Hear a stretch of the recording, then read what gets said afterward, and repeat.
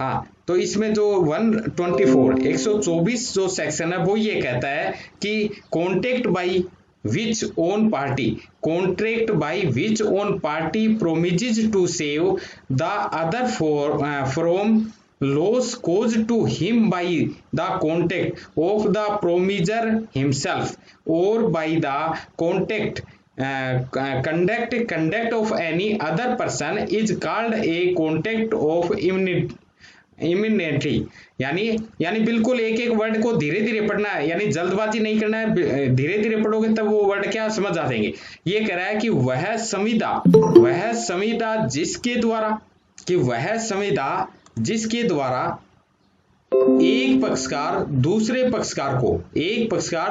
पक्षकार को स्वयं वचनदाता के आचरण से या किसी अन्य व्यक्ति के आचरण से उस दूसरे पक्षकार को हुई हानि से बचाने का वचन देता है, उसको क्षतिपूर्ति की संविदा कहा जाता है।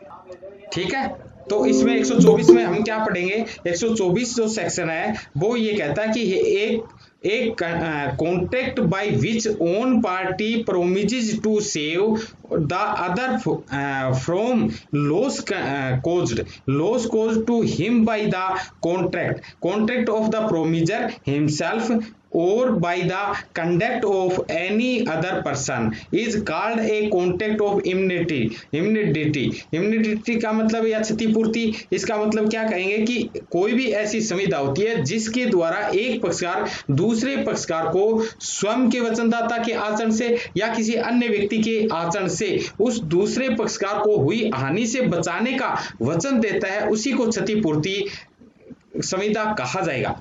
इसका मतलब अगर हम इसको समझें तो ये कहना चाहता है, देखो इसका एग्जाम्पल दे रखा है। एग्जाम्पल कहता है कि कै ऐसी कार्रवाइयों के परिणामों के लिए जो गए 200 रुपए की अमुक राशि के संबंध में कै के विरुद्ध चलाए गए कै की क्षतिपूर्ति करने की संविदा करता है। कै की क्षतिपूर्ति करने की संविदा करता है, यह क्षतिपूर्ति की संविदा कहते हैं।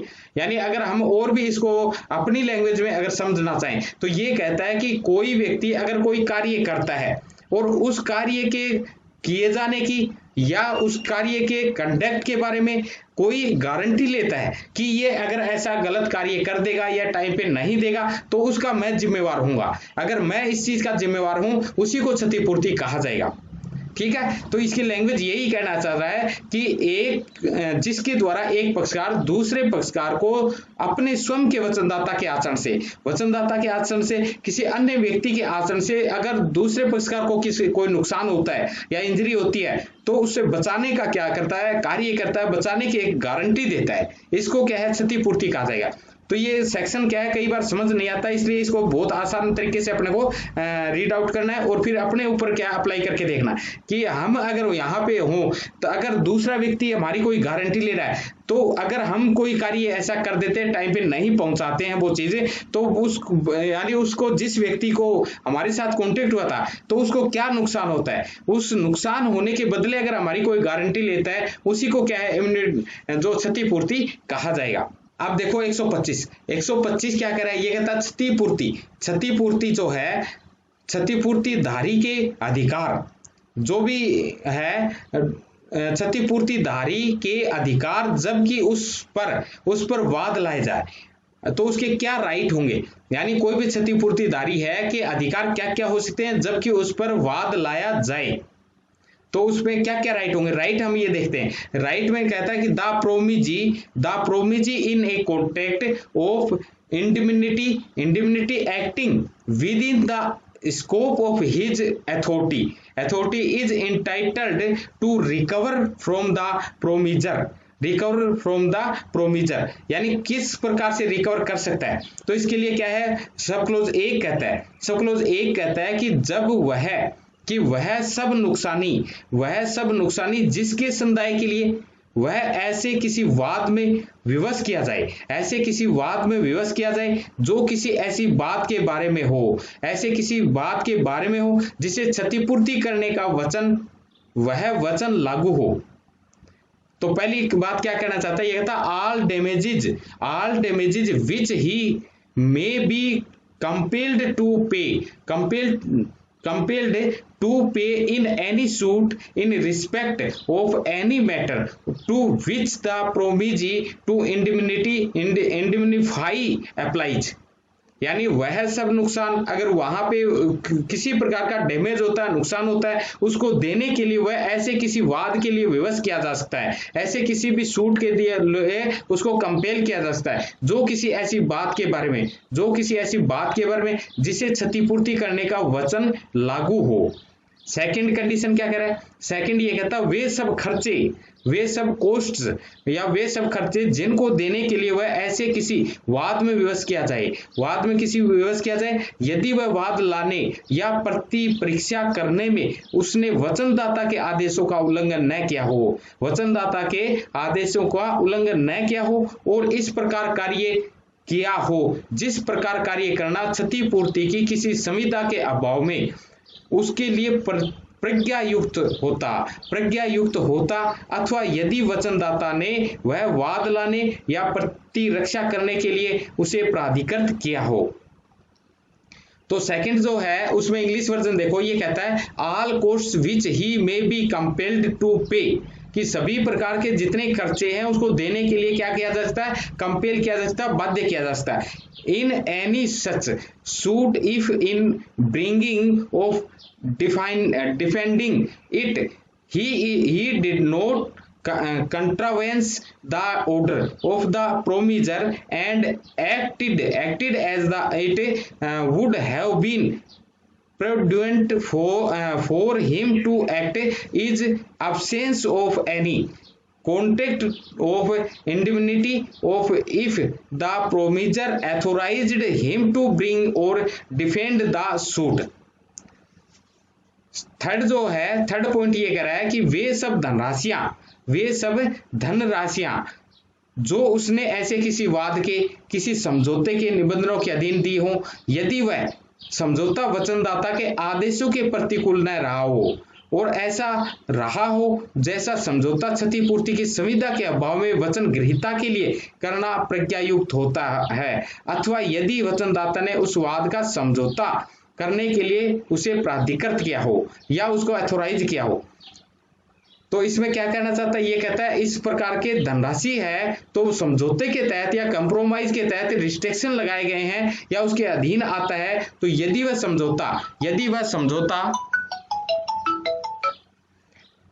वह समझौता क्षतिपूर्ति की सुविधा के अभाव में वचन ग्रहीता के लिए करना है प्रज्ञायुक्त होता है अथवा यदि वचनदाता ने उस वाद का समझौता करने के लिए उसे प्राधिकृत किया हो। तो इसमें तीन बातें अपने को, हाँ आवाज सभी को क्लियर आ रही है?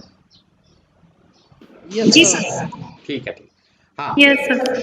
जो 125 में ये कहता है क्या क्या लाइबिलिटी होगी, यानी क्षतिपूर्ति धारक के अधिकार जबकि उस पर वाद लाया जाता है तो क्या क्या लाइबिलिटी होगी या किस किस का हकदार होगा। तो एक तो किसी प्रकार का चाहे नुकसान हो यानी किसी प्रकार का डैमेज हो, सेकंड किसी प्रकार का खर्चा हो और थर्ड कहता है किसी प्रकार की धनराशि या इंसेंस्ट है या कोई चीज देनी है वो कंप्रोमाइज के तहत तो उसके लिए लाइबल रहेगा।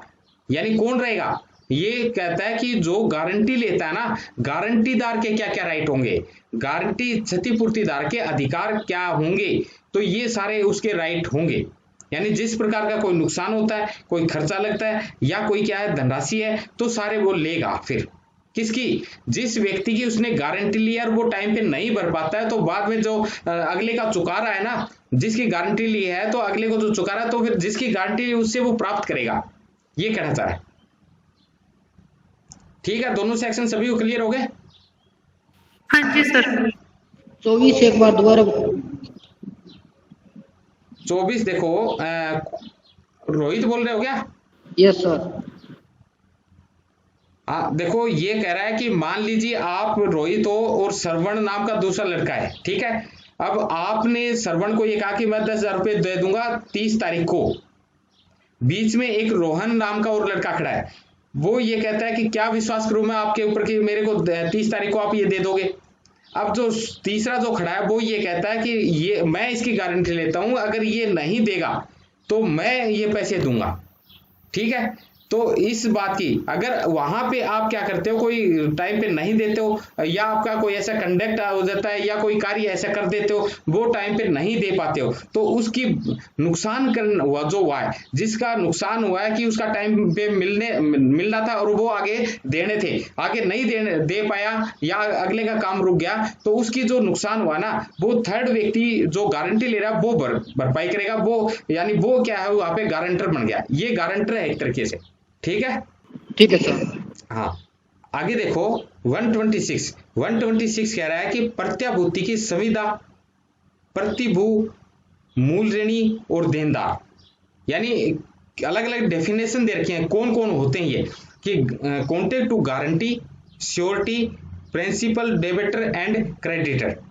प्रत्याभूति की संविदा, प्रतिभू, मूल ऋणी और देनदार कौन कौन होंगे, इसकी सभी डेफिनेशन बता रहा है। ये कहता है प्रत्याभूति की संविदा किसी पर व्यक्ति द्वारा व्यतिक्रम की दशा में, पर व्यक्ति मतलब दूसरा व्यक्ति, पर व्यक्ति द्वारा किसी व्यतिक्रम की दशा में उस वचन का पालन या उसके दायित्व का निर्वहन करने की संविदा है।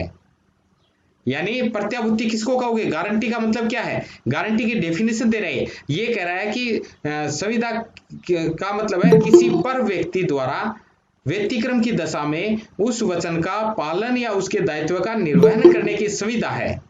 ठीक है, यानी क्या, इंग्लिश वर्जन भी देखो आगे, यानी एक बार इसकी एक ही वर्ड की क्या डेफिनेशन देख लो। यह था कॉन्ट्रैक्ट ऑफ गारंटी, गारंटी का मतलब क्या होगा, is a contract to perform, is a contract to perform, is promise or discharge the liability of a third person, liability of a third person in case of his default, यानी जो default कर देता है उसकी जो guarantee लेता है उसको क्या है, गारंटर या प्रत्याभूति कहा जाएगा।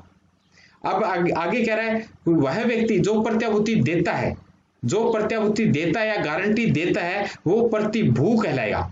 एक तो होता प्रतिभूति और एक होता प्रतिभू, तो कहलाता है, दोनों में डिफरेंस आ गया। अब ये कह रहा है कि किसी पर व्यक्ति द्वारा अगर व्यतिक्रम की दशा में अगर वो डिफॉल्ट कर देता है अपने वचन का, तो उस समय उसकी दायित्व का निर्वहन करने की जो सुविधा की जाएगी वो प्रत्याभूति कहलाएगा, और जो गारंटी ले रहा है वो प्रतिभू कहलाएगा। और वह व्यक्ति जिसके व्यतिक्रम के बारे में, वह व्यक्ति जिसके व्यतिक्रम के बारे में प्रत्याभूति दी जाती है, प्रत्याभूति दी जाती है वो मूल ऋणी कहलाएगा, यानी वो क्या कहलाएगा, मूल ऋणी कहलाएगा। और वह व्यक्ति जिसको प्रतिभूति दी जाती है लेनदार कहलाता है। प्रत्याभूति या तो मौखिक या लिखित हो सकेगी। तो ये तीन बातें अपने को ध्यान रखनी है। यानी ये कह रहा है कि अगर इंग्लिश वर्जन देखें तो कह रहा है कि a contract of guarantee is a contract to perform the promisee or discharge the liability of a third person in case of his default. The person who gives the guarantee is called the surety. The person is respect of whose default the guarantee is called the principal debtor, and the person to whom the guarantee is given is called the creditor. A guarantee may be either or written. हाँ, इसके बाद आगे देखते हैं अपन 127 क्या कहता है। 127 ये कहता है कि प्रत्याभूति के लिए प्रतिफल, जो कंसिडरेशन फॉर गारंटी, प्रत्याभूति जो दी गई है या गारंटी दी गई उसके लिए कंसिडरेशन क्या होगा। कंसिडरेशन का मतलब है कि मूल ऋणी के फायदे के लिए, मूल ऋणी के फायदे के लिए की गई कोई भी बात या दिया गया कोई वचन प्रतिभू द्वारा प्रत्याभूति दिए जाने का पर्याप्त प्रतिफल हो सकेगा। पर्याप्त क्या है, प्रतिफल हो सकेगा। हाँ, ये देखो कहता मूल ऋणी के फायदे के लिए, मूल ऋणी के फायदे के लिए कोई भी बात की गई है या कोई दिया गया कोई वचन है तो प्रतिभू द्वारा प्रत्याभूति दिए जाने का पर्याप्त प्रतिफल हो सकेगा। anything done or any promise made for the benefit of the principal debtor may be a sufficient consideration to the surety for giving the guarantee. तो इसका मतलब क्या होता है, कोई भी जैसे गारंटी किसी के लिए अगर मूल ऋणी है उसके फायदे के लिए अगर कोई बात की गई है और उसके लिए कोई वचन दिया गया है तो वो ही क्या प्रत्याभूति के लिए जो पर्याप्त कंसिडरेशन हो उसके का, तो प्रत्याभूति के लिए प्रतिफल क्या होगा, उसके लिए जो बात कही गई ना वो ही कंसिडरेशन होगा। कंसिडरेशन हम पीछे पढ़ के आए हैं कि 2 के डी में बताया गया है, अगर कोई भी कॉन्टेक्ट किया जाता है तो वहां पे जब कंसिडरेशन होगा तभी कॉन्टेक्ट क्या है बन पाएगा, अन्यथा कंसिडरेशन नहीं होगा तो कॉन्टेक्ट नहीं बनेगा। लेकिन उसके अपवाद भी हम पढ़ के आए कि जहां पे अगर नैसर्गिक प्रेम या प्रेम में अगर कोई कॉन्टेक्ट किया जाता है तो वहां पे क्या है कंसिडरेशन की आवश्यकता नहीं होती है। तो वहां से आप क्या लिंकिंग कर सकते हो उस चीज को। अब 128 देखो, ये कहता है कि प्रतिभू का दायित्व क्या होगा। प्रतिभू का दायित्व का मतलब है surety liability. Surety is liability, यानी प्रतिभू का दायित्व मूल ऋणी के दायित्व के समवितीर्ण है। समवितीर्ण है या जब तक कि संविदा द्वारा अन्यथा उपबंधित न हो, यानी जब तक कोई भी नियम नहीं बनाए गए हैं तब तक वो क्या माना जाएगा, प्रतिभू का दायित्व मूल ऋणी के दायित्व के समवितीर्ण होगा। समवितीर्ण का मतलब जिस प्रकार से प्रतिभू के जो दायित्व होते हैं उसी प्रकार से मूल ऋणी के दायित्व के बराबर होगा। प्रतिभू का दायित्व मतलब मूल ऋणी जो होता है वही दायित्व है प्रतिभू के होंगे, जब तक कोई अन्यथा कोई प्रोविजन नहीं बनाया गया है तब तक। Surety liability sir. Surety liability, अच्छा हाँ देखो ये दे रखा है इसमें, ख को क एक विनिमय पत्र के प्रतिग्रहीता ख द्वारा संदाय की प्रत्याभूति देता है।